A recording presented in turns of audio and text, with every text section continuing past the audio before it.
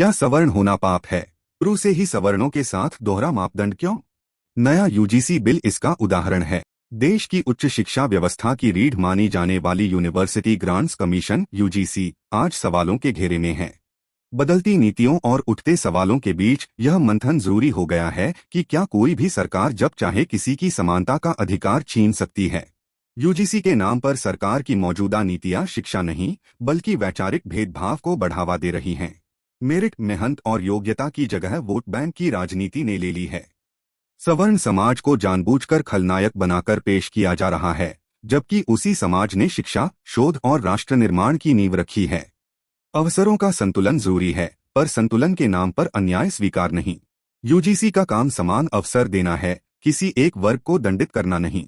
सरकार यदि शिक्षा को सच में मजबूत करना चाहती है तो योग्यता को फिर से केंद्र में लाना होगा। यूजीसी के जरिए सरकार जिस तरह शिक्षा व्यवस्था को प्रयोगशाला बना रही है वह चिंताजनक है। नीति निर्माण में दूरदृष्टि की जगह विलुप्तीकरण हावी है।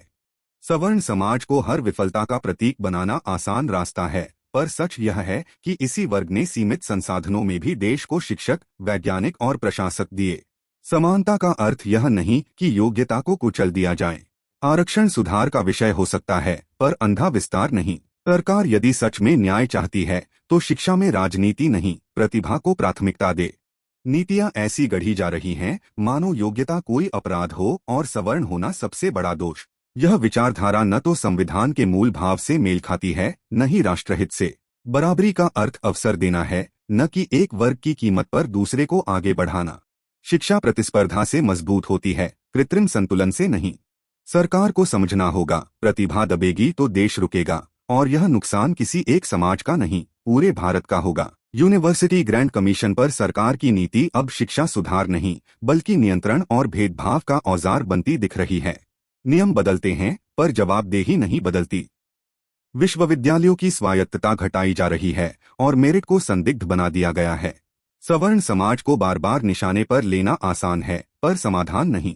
शिक्षा में न्याय का मतलब योग्यता के साथ अवसर बढ़ाना है, न कि योग्यता को ही अपराध ठहराना। यूजीसी यदि सच में राष्ट्रहित चाहता है तो राजनीति से ऊपर उठकर पारदर्शी, संतुलित और मेरिट आधारित फैसले लेने होंगे। इस पर आपकी क्या राय है, कमेंट में जरूर बताएं।